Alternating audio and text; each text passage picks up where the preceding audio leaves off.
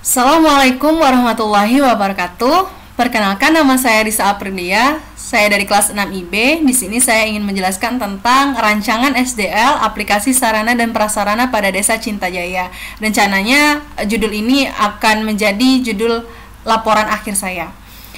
Desa Cintajaya sendiri merupakan salah satu desa di Kecamatan Ogan Komering Ilir, Provinsi Sumatera Selatan, di mana pemerintahnya memberikan fasilitas berupa sarana dan prasarana yang bisa digunakan oleh masyarakat untuk berbagai keperluan seperti keperluan hajatan, acara, atau keperluan-keperluan lainnya.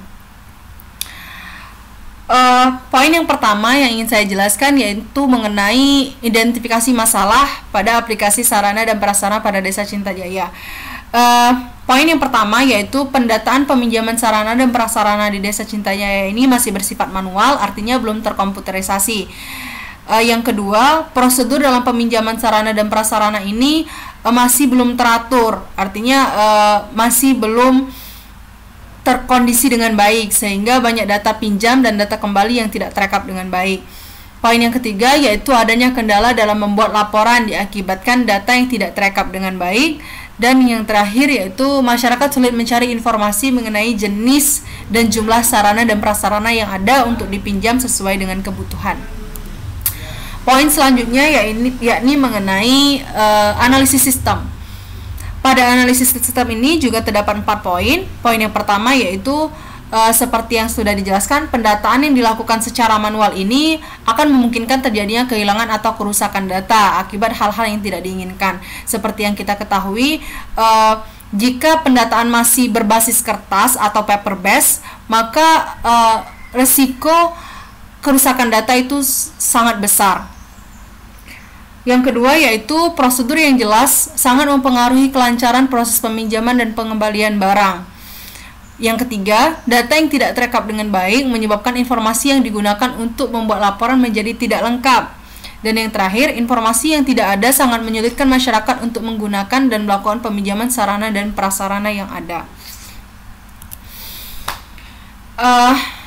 Dari analisis sistem yang sudah dilakukan, maka penulis, yakni saya sendiri, menyimpulkan bahwa dibutuhkannya sebuah sistem untuk memudahkan proses peminjaman sarana dan prasarana di Desa Cintajaya ini.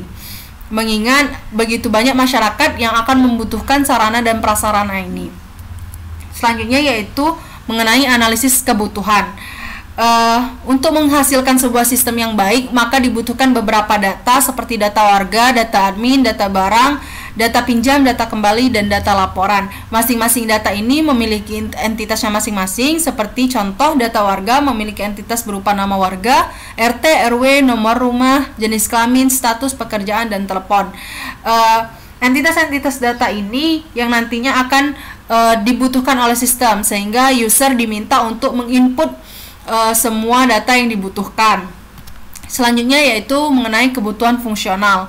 Di kebutuhan fungsional ini terdapat berbagai proses yang bisa dilakukan. Pertama, proses login yang bisa dilakukan oleh user dan admin, proses input data user, proses pengelolaan data user, proses pengelolaan data perangkat, dan proses menyetujui serta menolak peminjaman itu dilakukan semua oleh admin. Dan selanjutnya user dapat melakukan proses melihat update data perangkat, proses peminjaman perangkat, proses pengembalian perangkat, dan proses melihat riwayat peminjaman itu dilakukan oleh user.